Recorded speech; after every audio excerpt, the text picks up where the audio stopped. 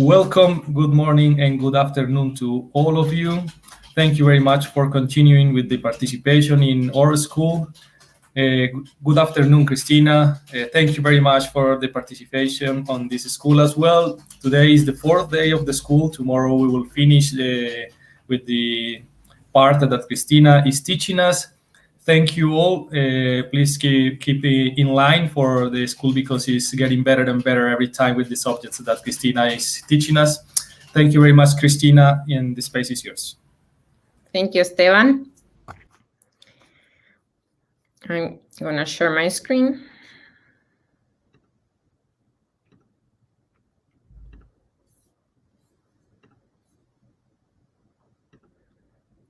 Okay. Then, yes, this is the fourth day, the fourth lecture about the large-scale structure of the universe. I really hope that all of you has been enjoying the school and also the workshops. I will start, as usual, with a small summary about what we talked in the class yesterday. Yesterday, the class was more focused on observational results and measurements of the correlation function for different populations and at different redshifts. I tried to make a summary or a review about the more important results and trying also to combine results from different wavelengths, then to explore different kind of populations. Then here I'm just showing one of the more important results. This is mostly focused or measured in the local universe, but all of these relations are also found at higher redshifts too. But the main behavior here is that has been observed that more luminous, optically red, early type, bulge-dominated, higher stellar mass and low star formation rate galaxies are more clustered than their counterparts. Then I already show you some of those results in some plots, and I already interpreted a little bit those results, saying that more clustered means that the population inhabit more massive halo mass. But today we are gonna to really understand those kind of statements. I'm also show you in this very nice figure, which is adapted from Hickox et al. 2012, a summary of the correlation length measurements for different populations. Then at the local universe or at redshift lower than 1, I show you, well, the relation that I just mentioned. For example, red galaxies are more clustered than blue galaxies. The more luminous galaxies are normally have a higher correlation length too. The galaxy cluster are the more clustered population in the local universe. And if we extend this diagram up to higher redshifts, we can also explore other types of populations. For example, quasars are found to have relatively flat clustering over redshift between 1 and 2. But at redshift 2, the clustering starts increasing strongly. And at redshift 4, actually, this is the more clustered population in the universe. This is all based on optical measurements. I also show you the measurement for the clustering of Lyman break galaxies, star-forming galaxies at high redshift, which has more or less a flat or a constant correlation length over a large range in redshift space. And also I talk you a little bit about the clustering of AGM detected in radio surveys. I'm showing here some of the measurements, and also talk a little bit about the sub-millimeter galaxies in which the clustering has been controversial and the measurements are still dominated by large uncertainties. Then today we're gonna focus on try to interpret all those results, because so far I have been just talking about the values of the correlation length, which is this R0 parameter, and gamma. But today we're gonna learn how can we translate this into halo mass. Then in this case, we will, I already mentioned this, we will interpret all those measurements, and also at the end of the lecture, I will try to convince you and show you how we can use clustering to explore evolutionary scenarios for galaxies. Okay, so I'm gonna start here because to interpret all this are not measurements and all the clustering measurements, we first need to remember what we talk about structure formation and growth in the universe.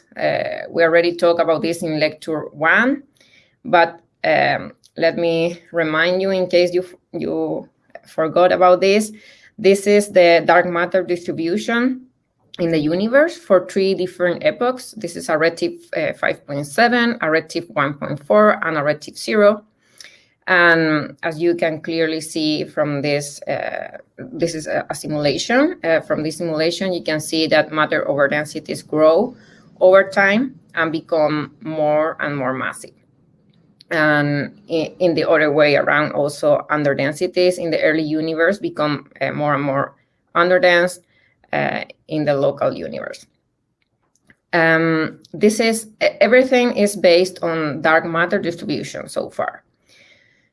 Then I told you that at some point, some matter over densities reach a critical overdensity for which that dark matter halo can be formed. Then we have a matter over density that collapses to form a dark matter halo that I'm representing here as this gray sphere. And inside of those dark matter halos are the locations in which galaxies can form. Then we normally have at least one galaxy in the center of each dark matter halo, but we also have several halos with more galaxies on it. Okay, so how can we relate the clustering of galaxies that we measure with the distribution of matter in the universe? Because matter is composed by both baryonic and dark matter. Dark matter is the dominant component, but we only can observe luminous matter, then galaxies, and then we only can measure the clustering of galaxies. We cannot measure directly the clustering of dark matter. Then the question now is, does the total matter have the same distribution of luminous matter? Or in other words, the clustering of luminous matter should reflect the clustering of dark matter in the universe?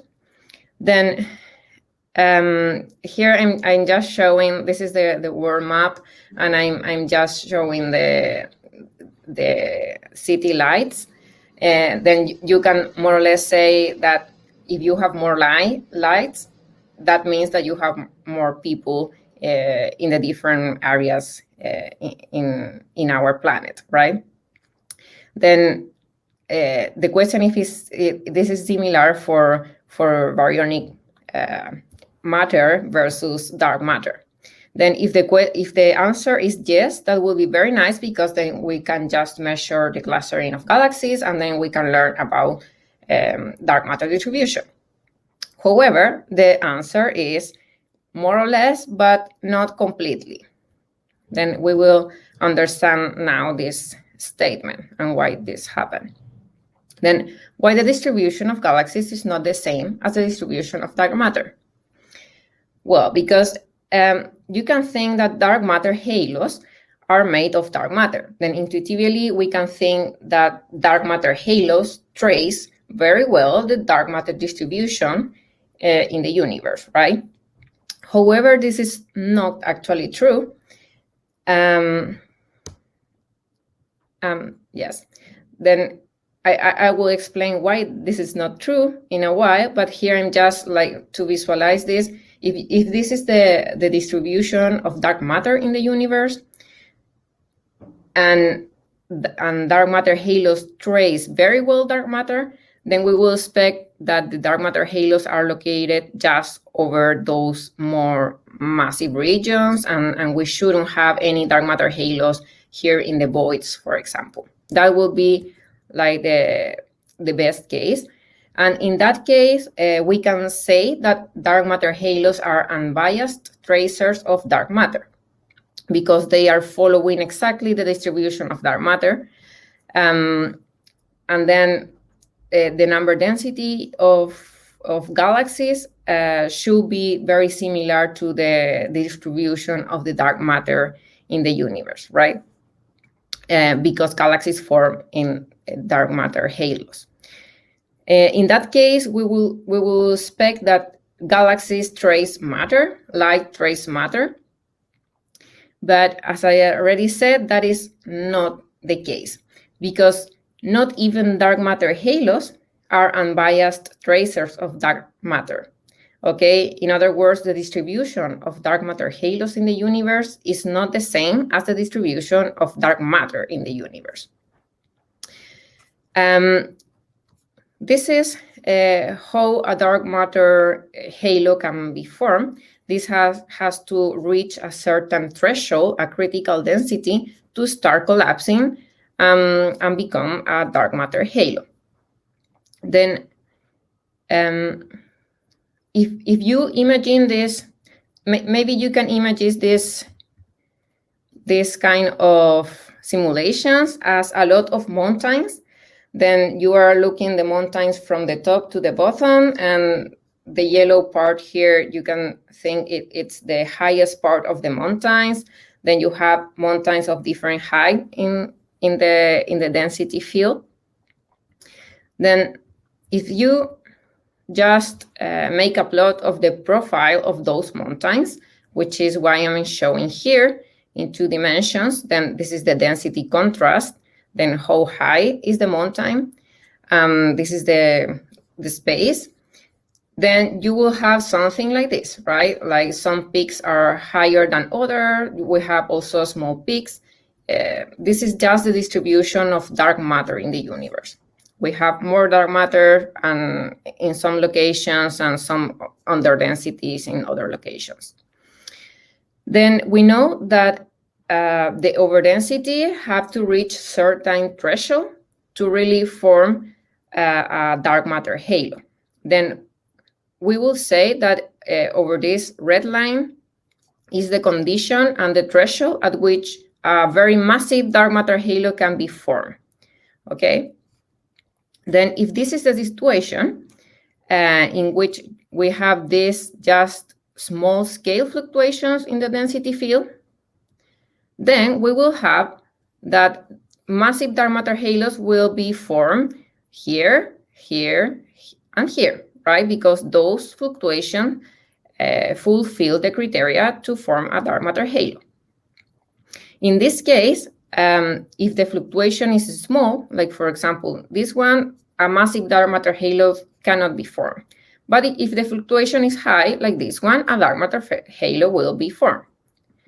Then in this case, dark matter halos will trace dark matter distribution very well, actually, because halos only form in the locations where there is more dark matter. In that case, we will have that dark matter halos are unbiased tracers of dark matter. However, in reality, the situation is not like that.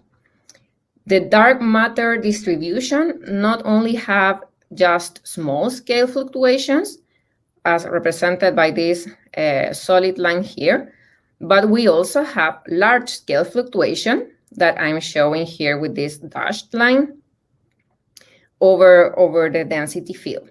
Then all those large scale fluctuations can push up a little bit the small fluctuations and make that they fulfill the criteria to form a halo. Then, for example, here we have a large fluctuation, but given that this is combined with a small large-scale fluctuation, this dark matter cannot fulfill the criteria to form a massive halo. In the other way around, here we have, for example, a very small-scale fluctuation of dark matter, but given that this is just over a high part of the large-scale fluctuation, then this is pushed up to the threshold that we need, and then we will form a very massive halo here, even when the dark matter fluctuation there is very small. Then in this case, we will be forming massive dark matter halos on all those positions that I'm showing with the arrows. Then in this case, massive dark matter halos can be formed even on the position of small dark matter fluctuations. Then on the position of large matter fluctuation, like this one, massive dark matter halos will not necessarily be formed. Then you already can see that why dark matter halos not necessarily trace the dark matter distribution. Okay, that is what I just said. And then because of this situation, we normally say that dark matter halos are biased tracers of the dark matter distribution in the universe. If you also imagine that you have here another threshold, then let's say that this is the threshold and the criteria that we need to form a less massive dark matter halo. Okay, then in this case, more of the dark matter halos will fulfill this condition, and you can see from this figure that less dark matter halos will be formed more following the general distribution of dark matter, right? In other words, what is found is that the more massive dark matter halos, like this one here, trace in a worst way the dark matter density distribution, because they are only formed where large-scale fluctuations are high, right? The more massive halos. But in the other way around, less massive halos, which are all those that form above this red line here, will trace much better the dark matter distribution, because most of them will fulfill the criteria to form a less massive halo, and that is why less massive halos are less biased than more massive halos. Then I know this is not so intuitive. I try to use some figures to really explain this because it's not very easy to follow, but I really hope that you are getting the point. Then in using the same visualization that I showed you before, I show you that if this is the dark matter distribution and this is the halo distribution, this case was the case in which dark matter halos were unbiased tracers of dark matter. But I just told you that that is not true. And then the situation is actually more like this. Then we have dark matter halos. Still, we have dark matter halos following and tracing the dark matter structure, but not exactly in the same way. Then we could have some halos here close to this void, and we could not have dark matter halos in over these filaments where dark matter is more prominent. Then this is more or less the idea.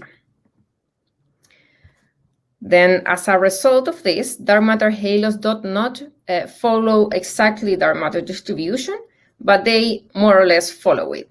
Then in other words, we say that dark matter halos are biased tracers of dark matter.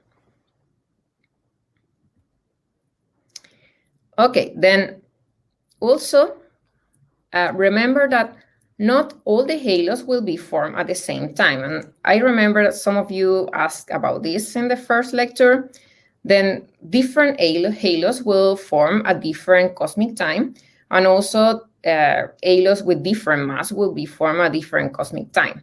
Then this is a process that is happening at different moments. It's not like everything at once.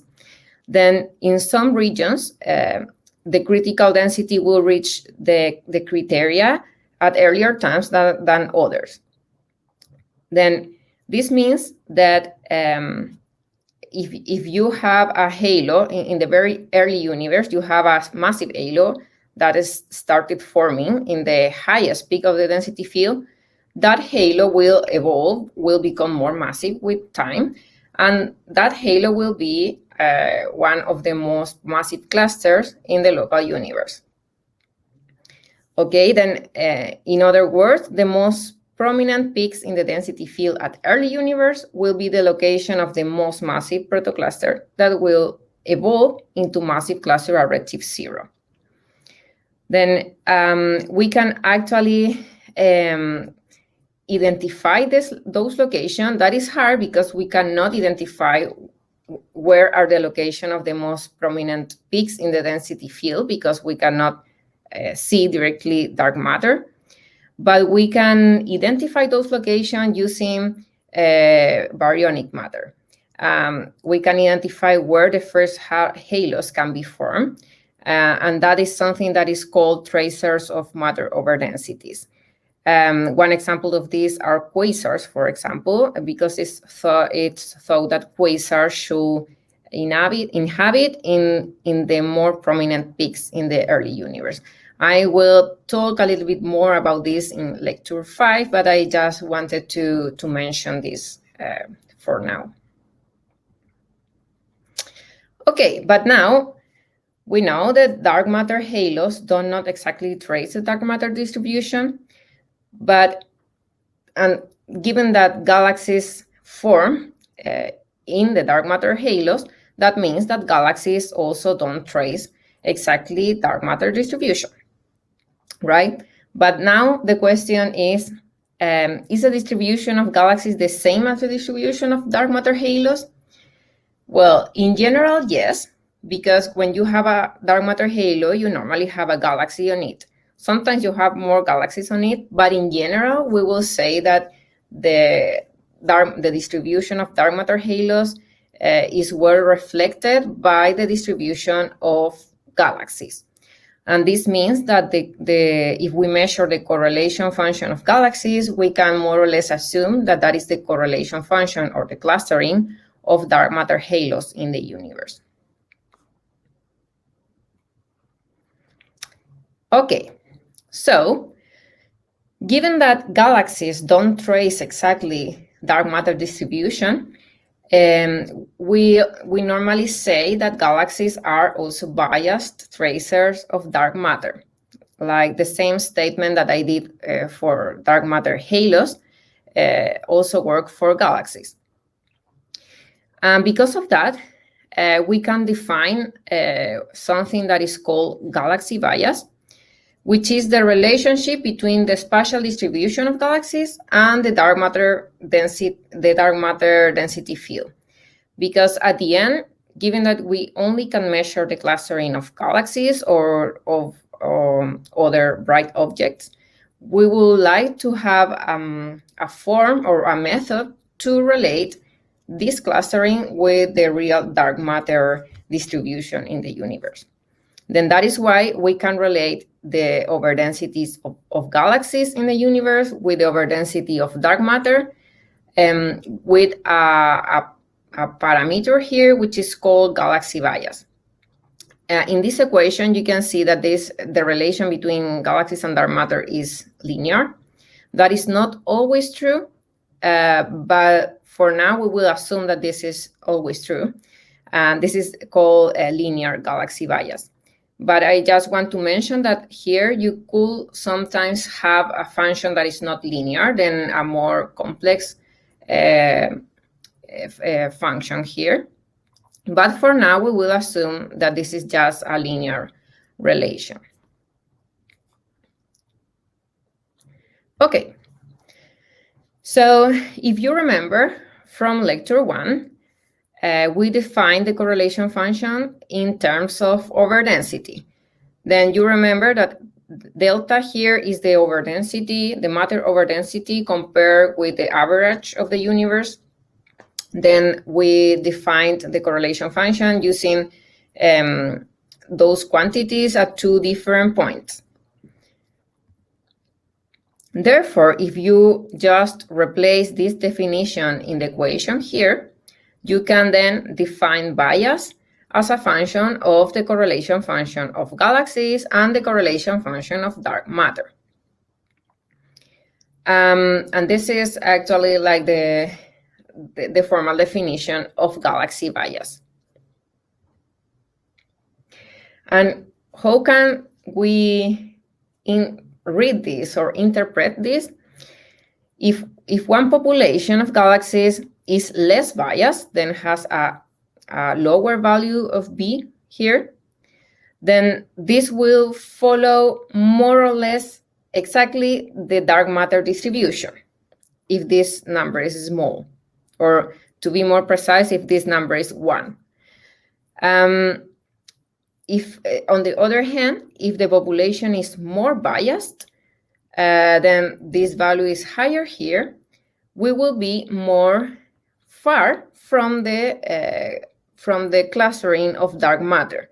Then we say that if a population is more biased, then this traces in a worse way the dark matter distribution.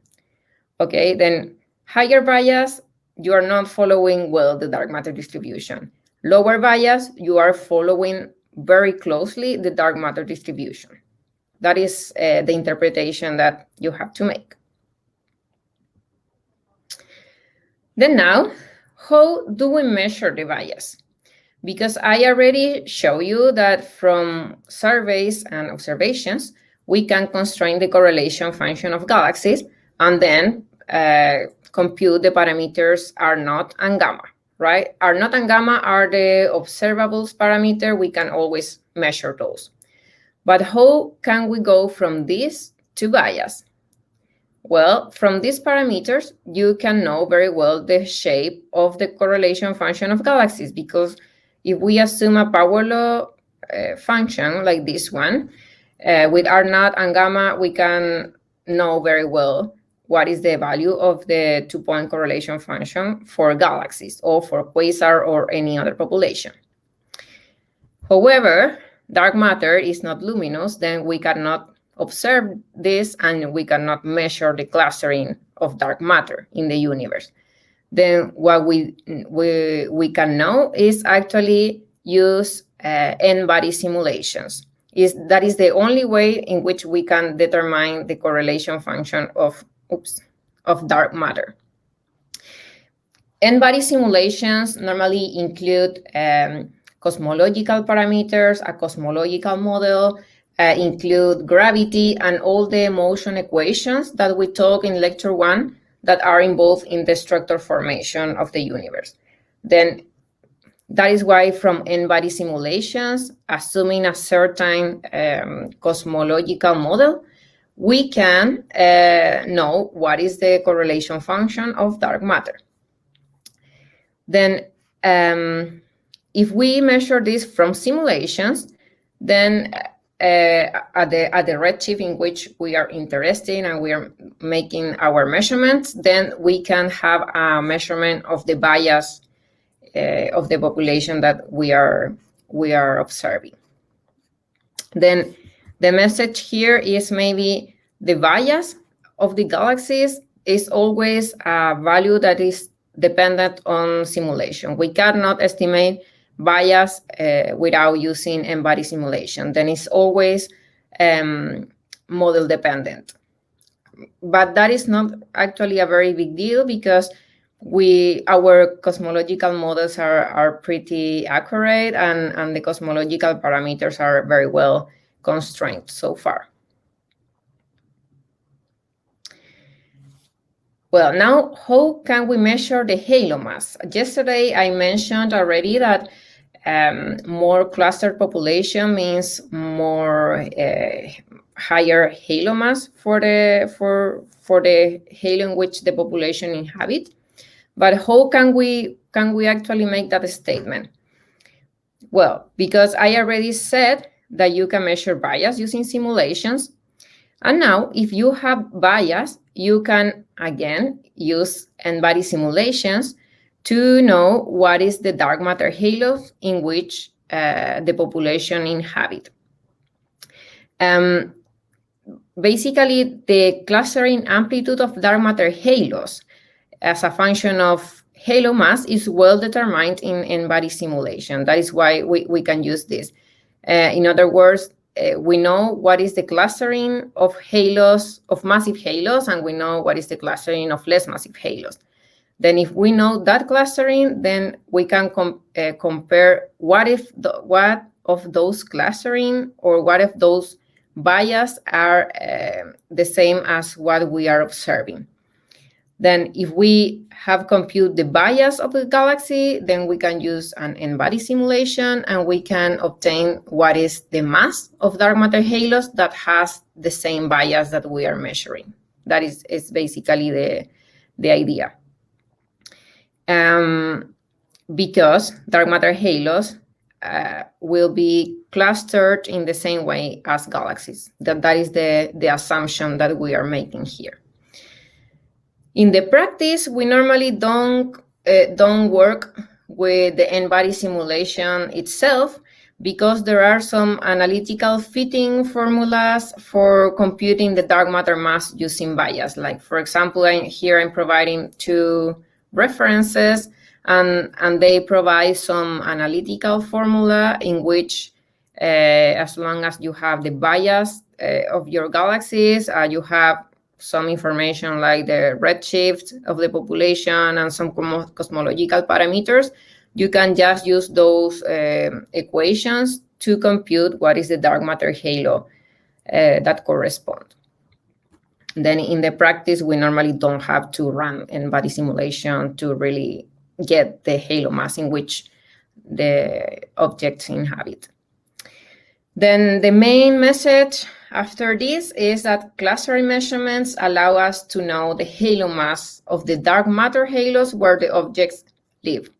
That is something that I already mentioned yesterday, but now you can understand how we can really compute that in the practice. Particularly, remember that a population with higher bias means that the population lives in more massive dark matter halos. That is normally the relation. And that relation is like that because, as I said, a population with higher bias will trace worst the dark matter distribution. In the same way that, as I said, more massive dark matter halos also trace worst the dark matter distribution. Okay, we also have another definition here that is called the relative bias. Then, for example, if the goal is just to study the dependence of clustering with different properties of galaxies at a fixed redshift, that is important, we can just compute the relative bias between populations. Then, for example, by definition, the bias of one population will be given by this equation here. The bias of the other population will be given by this equation here. Given that we are at the same redshift, then the correlation function of dark matter is the same. Then, if you compute the ratios between the bias, you can compute this relative bias just with the knowledge of the correlation function of the population 1 and the population 2. Then you just need your observations, your R0 and gamma parameters, and then you can compute a relative bias between two different populations. And in this case, you don't have to use any simulation, then this result is just observational. This is very useful, for example, if you want to compare clustering of blue versus red galaxies at the same redshift, or luminous versus less luminous galaxies at the same redshift. If you are just interested in computing those dependencies, then you don't really need to to compute the halo masses of the samples. Okay. But if you want to compare population at different redshift, then in this case, you need to compute the absolute bias, which is the one that I defined before, because relative bias is assuming that the dark matter clustering is the same because it's at the same redshift, but actually the dark matter clustering change with redshift. Then this is only when you are at the same redshift. Okay, then to just summarize a little bit what we have talked so far, I would like to show you what is the typical relation between correlation length, bias, and dark matter halo mass. Here I'm just repeating some equations to remind you the definitions. But then when we have a higher correlation length than a higher R0 value, this means that a population is more clustered and have a higher correlation function. This is just based on this equation here. The correlation function will increase if R0 is higher. Then we always have this relation at the same redshift. Then if at the same redshift, a population has R0 8 and other population has R0 3, then you can say that the first population is more clustered and has a higher correlation function. Okay. Now, also, at a fixed redshift, a higher correlation function always implies a higher galaxy bias. This is actually what I'm showing in this plot. Sorry. In this plot, I'm showing that for higher R0 values, you always have a higher bias. And that is obvious from this equation here, because at same redshift, then this is the correlation function of dark matter is fixed. If you have higher R0 or higher correlation function, then the bias will be higher too. Then it's just from this equation is clear this behavior. On the other hand, a higher R0 value, which means also a higher bias and a higher two-point correlation function, will result in a higher halo mass. Then for higher R0 values, you have always that the population lives in more massive dark matter halos at a fixed redshift. And then, of course, like putting together these two plots and this information, bias also increase with the halo mass. And this can be just so in body simulations, and this is actually the relation between bias and halo mass from in body simulation. Then if you have a more biased population, you have a more massive halo mass.